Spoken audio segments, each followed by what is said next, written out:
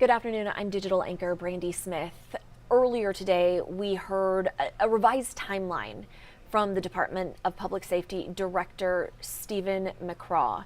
He outlined not an entirely different, but definitely a revised version of what we just heard yesterday from a DPS representative. And I'm going to run down some of that, some of what we learned as we get ready to hear from Governor Abbott, who's set to speak in Uvalde at 3:30 this afternoon. So first, the timeline. At 11:37, DPS says surveillance video from the school shows a teacher propping open the west side door, the door that the shooter would eventually use. A minute later is when the suspect crashes his truck. He gets out of the truck carrying a backpack and a gun. There are two men at a funeral home nearby. They initially start heading toward the crash scene, see him get out with the gun, and turn around and run. DPS says that's when the suspect fired at those two men, didn't hit either one. One did fall on the way back to the funeral home, and they went and called 911. I just really want to go minute by minute, so I'm looking at how this all played out. So at 11:30 then is when that teacher who had propped open the door, she'd grabbed a cell phone and called 911, reported the crash as well as a man with a gun.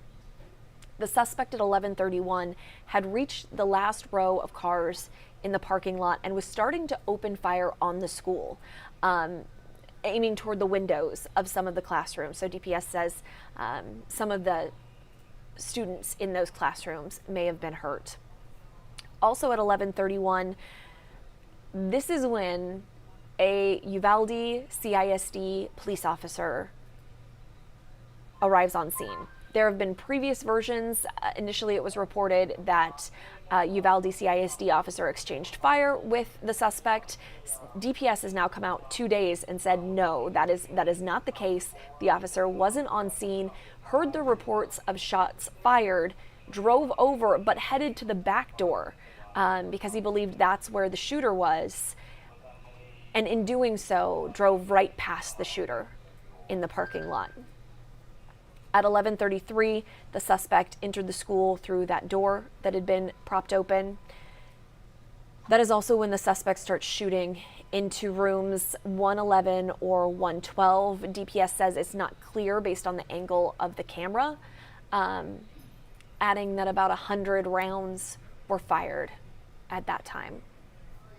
At 11:35, 3 Uvalde police officers enter through that same door that the suspect did and come under fire from him. 2 of them are grazed. A third is grazed later, but again, the DPS director stressed today that no police officers were seriously hurt during the shooting, everything that unfolded on Tuesday. At 11:37, another 16 rounds are fired. At 11:51, police sergeant and U.S. border agents start to arrive, and at 12:03, DPS says as many as 19 officers were gathering in the hallway outside of those classrooms, room 111 and room 12. That's where all the victims are. At 12:15, Border Patrol Tactical Unit members arrive with shields. And at 12:21, the suspect fires again, believed to be at the classroom door, and officers back down the hallway. Officers end up breaching the locked classroom at 12:50 p.m. using keys from the janitor.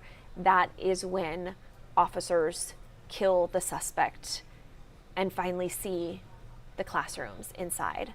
One of the other things the DPS director did was outline the 911 calls that came in, and I think it's just going to be easier to hear these from him. The caller identified, I'll not say her name, but she was in room 112, called 911 at 12:03.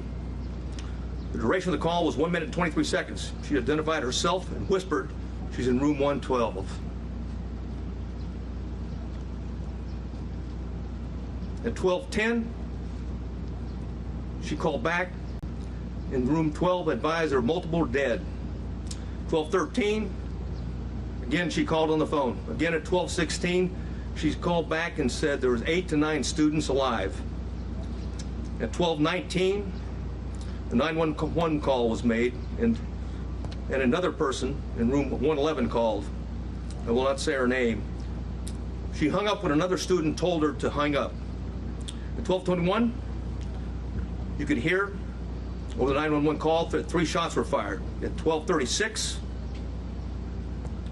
911 call, it lasted for 21 seconds.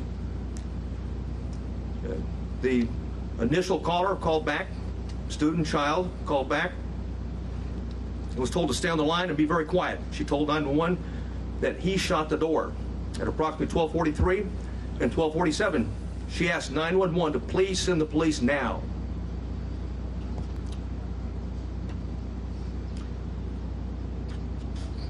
At 12:46, she said that she could hear the police next door. At 12:50, shots are fired. They can be heard over the 911 call. And at 12:51 is very loud and sounds like the officers are moving children out of the room. At that time, the first child that called was outside before the call cuts off.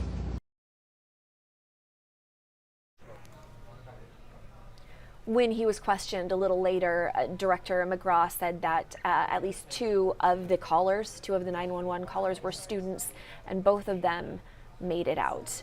I'm seeing some questions in the Facebook chat or Facebook comments about the amount of ammunition, and Director McGraw threw a lot of numbers out. I actually had to listen back a couple of times to make sure I got everything right. There were 60 total magazines used by the suspect.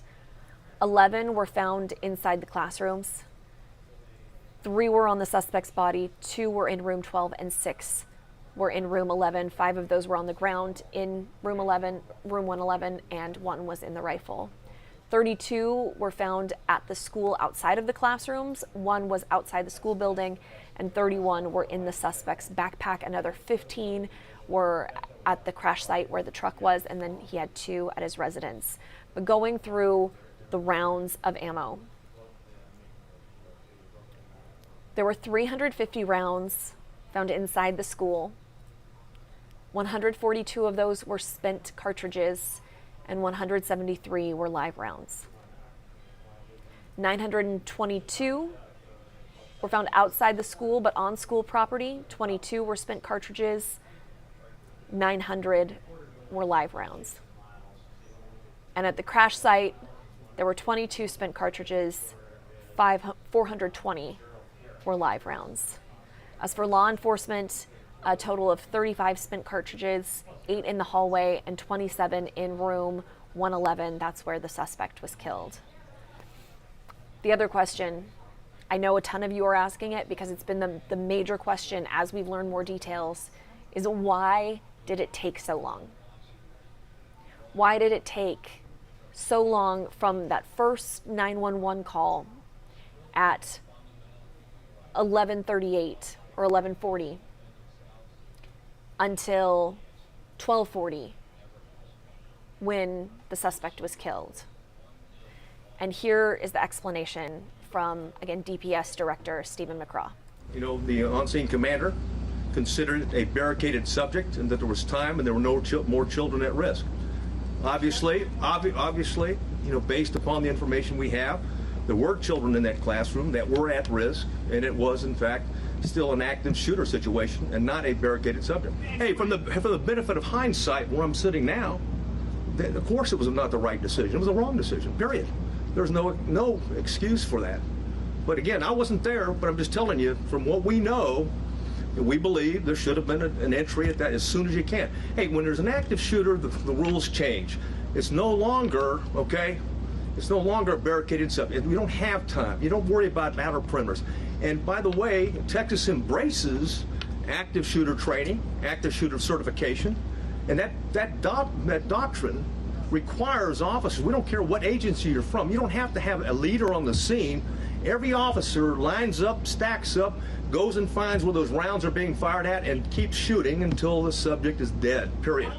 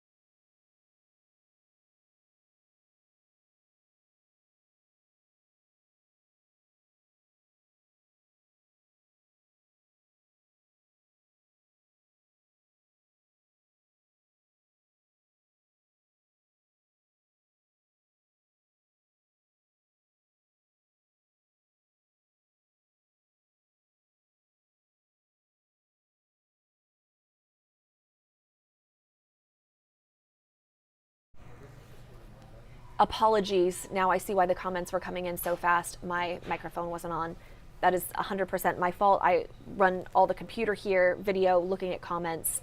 I really apologize. So to clarify, what I said right after we heard from DPS Director Stephen McCraw is that the on-scene incident commander, the one who made the decision to treat the situation as a barricaded subject versus an active shooter, was the police chief for Uvalde CISD, a man we haven't heard from for the past couple of days. I apologize about the sound. I know so many of you are really upset. The other question I answered on here was about the how he paid for this. I saw several comments, and I apologize, you guys couldn't hear me. DPS said today that the guns and ammo were bought with a debit card, not a credit card, a debit card, which means there had to be money in the bank. Someone else asked about why the door was open. That was because, according to surveillance video, at 11:37 a.m., a teacher propped that door open. And DPS says it's trying to figure out why that happened, and that's part of the investigation.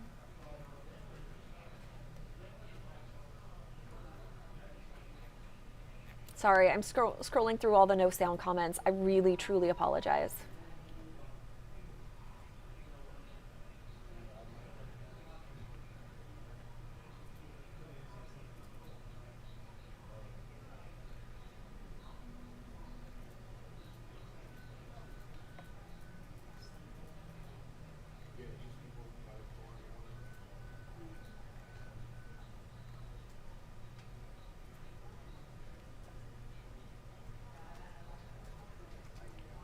Sorry, I'm just scrolling through all the no sound comments, trying to get to see if there are any questions I can answer.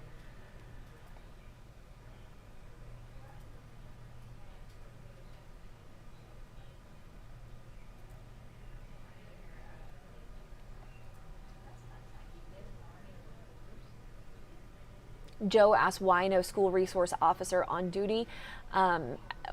What we learned today is there was someone on shift, but he wasn't on campus and came to campus just a few minutes after those first shots fired.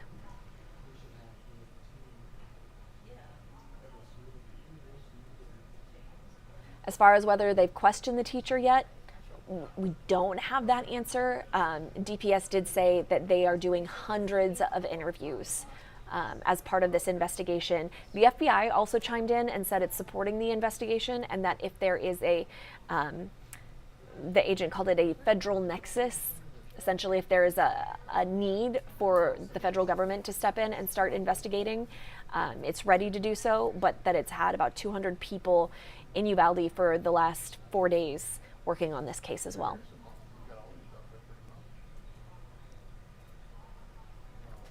Why did the police take so much time to get inside the school? So that's that soundbite I just played from DPS Director Stephen McCraw. Essentially, to boil it down, he says that the on-scene commander, who we've now learned is the police chief of Uvalde CISD, decided that the situation had transitioned from an active shooter situation to a barricaded subject situation, giving officers more time to get reinforcements and access the classroom.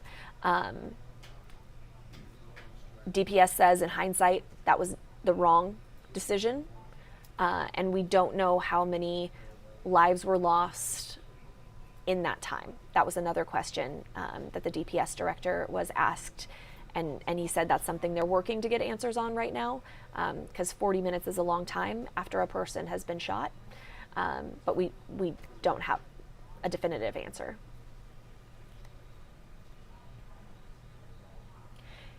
Jeanette asked, did any of the kids survive in the classroom? Yes. Yeah, there are several who did. Cesar asked, was it an AR-15? Governor Abbott on Wednesday said it was an AR-15. We've also heard AR make. So According to Governor Abbott, it was an AR-15. Lamika asks if was there a resource officer there. No. Tuesday and Wednesday, that was a version of story that we heard, and according to the DPS director, said in preliminary interviews that appeared to be the case, but they found the officer wasn't on campus at the time of the shooting. The officer arrived on scene after the shooter was already on campus. He was in the parking lot, but drove to the back door instead of that side door, and was part of the group that responded later. But no, the shooter, according to DPS, was not confronted by law enforcement between the time he crashed his truck, shot at the school, shot at a couple people at a nearby funeral home, and walked into the school.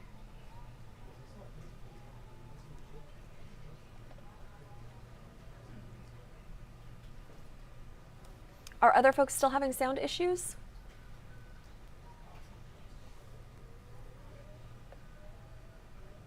Tracy asked, doesn't the school have the door locked until a button is pushed to open it? In this case, according to DPS, a teacher propped the door open at 11:37 a.m. Propped it open. At one point, went to a classroom, grabbed her cell phone, came back to the still propped open door, called 911 and reported the crash and a man with a gun, but left that door propped open. Renee asks, have we heard from the shooter's parents? We heard briefly from his grandfather, who is primarily Spanish speaking. His grandmother, who he was staying with, is one of the victims. He shot her. She's in critical condition.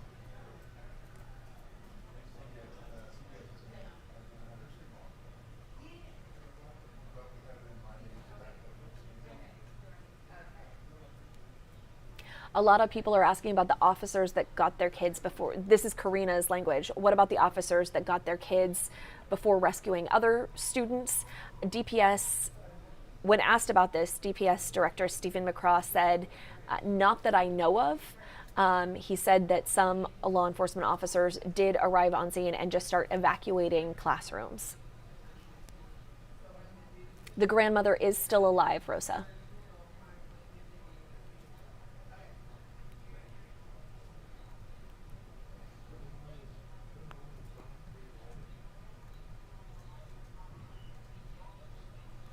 People keep asking about how he was able to enter the building, a propped up door. I'm actually going to go to the new comments so I'm not rehashing old stuff.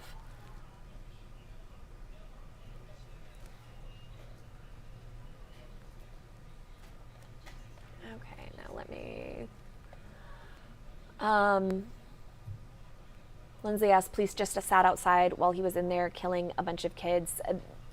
Again, I can only share what we're hearing from DPS. And today the director said that the decision was made by the on-scene commander, that it was no longer an active shooter situation and it was a barricaded subject. So they were waiting on tactical units to arrive. And then they had the issue of not being able to access the doors to the classrooms because they were locked from the inside and had to get keys from a janitor.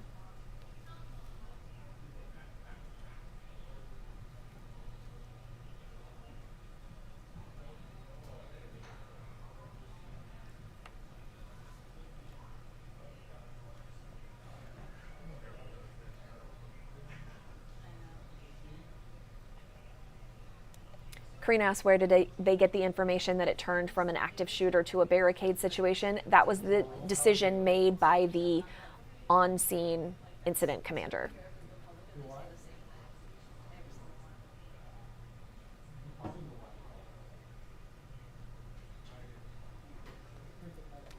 Kristen asks if it was one of the teachers who died that propped open the door. I don't believe so. That wasn't mentioned.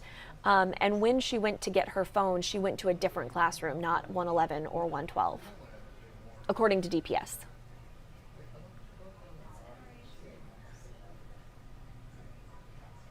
They haven't said why she propped the door open, only that it's under investigation.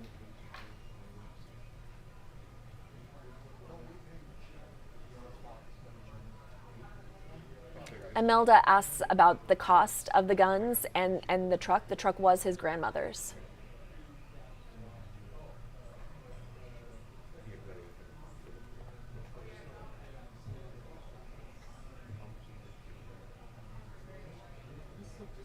Does the shooter's grandmother work for the school district? She worked for that school up until 2020.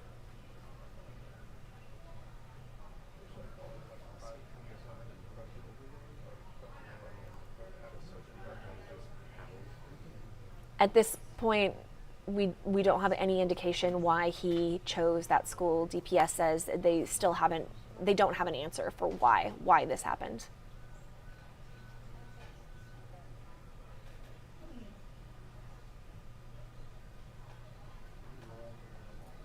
Lindsay's asking about a border patrol officer. So it was the border patrol tactical unit that with their tactical shields or ballistic shields that were able to breach the classroom. But there was an initial story that a border patrol agent had chased him down and come under fire in the school, and DPS says that's not true.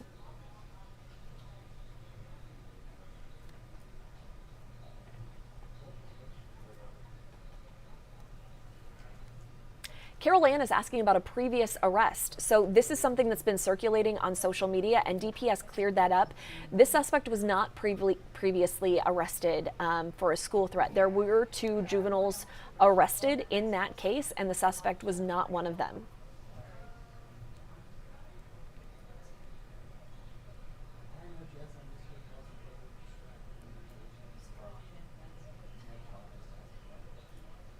Christy asks, were the kids calling 911 from inside the classroom while police were waiting outside? Yes. And I played that early on. You can go back on KHOU.com and on our YouTube channel. We have that full press conference there that you can do a deep dive in. I want to say it was about 45 minutes.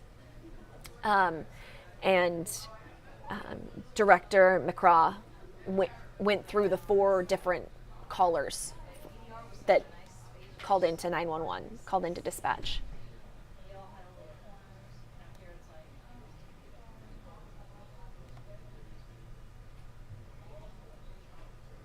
Antoinette asked about the ammo and magazines purchased all at once or over time. The ATF says 1 gun was purchased on the 17th, ammo was purchased on the 18th, and another gun was purchased on the 20th of May.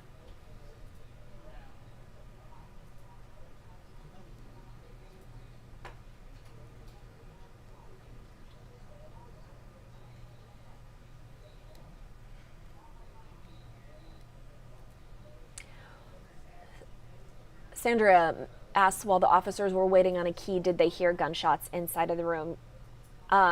It's hard to say, but they were heard over 911, so dispatchers were aware that shots were being fired.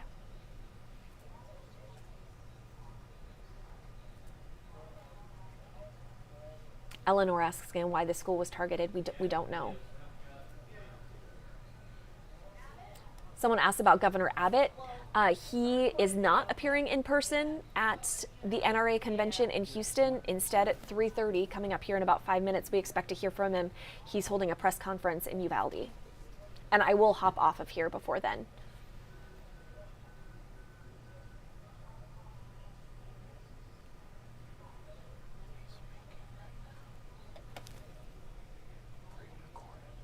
Oh, Governor Abbott's pre-recorded message, one of my coworkers just told me, is playing at the NRA convention right now. You know what? This is a really good question, and I want to touch on it. Jennifer says, why do news stations interview those poor children right after a tragedy like this? It seems awful. And I get it.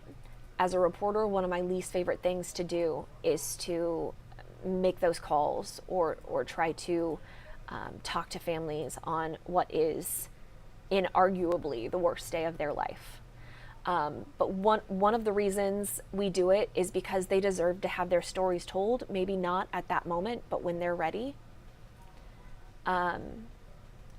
We deserve to know more about, they deserve, I should say, to share more about themselves. We need to know about the victims not the shooter. There's a reason you haven't heard me say his name once, and I won't. We should recognize the survivors and the victims and the families and the community impacted. So I understand sometimes why it comes off as cold or uncaring. In the case of the fourth grader who recently shared his story, his parents actually reached out to a reporter at our sister station because they said he wanted to share. That he wanted to share what he saw, he wanted to share what his friends went through, and he wanted to share what his teachers had done to save them.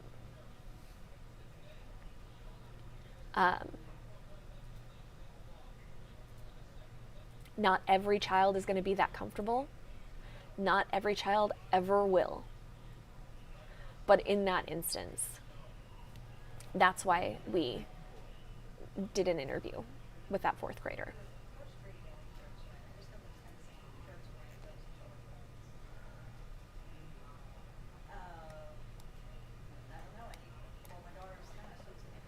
The grandmother is still alive.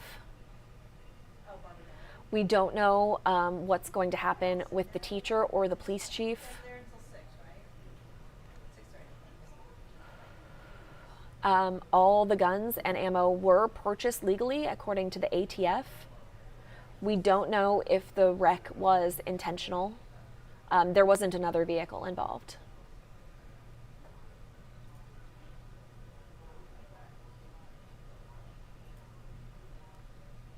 Vanessa asked, he shot in both classrooms. Yeah, so there were classrooms 111 and 112.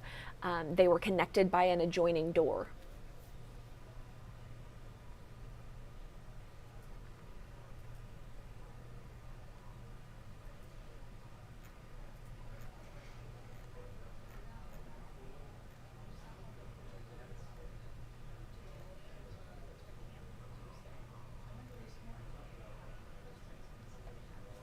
Rosa asked about the interview, that student. I think we still have it on the front page of KHOU.com. Hold on, let me double check. We don't use his name and we don't show his face because his parents asked us not to.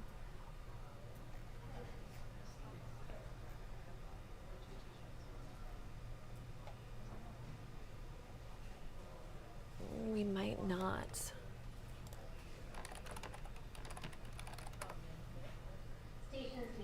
If you go to khou.com/Uvalde, we have all of the stories that we did there, and that story is on the front page. And the headline starts with, "I was hiding hard," and he details how he and friends hid under a table that had a tablecloth around it.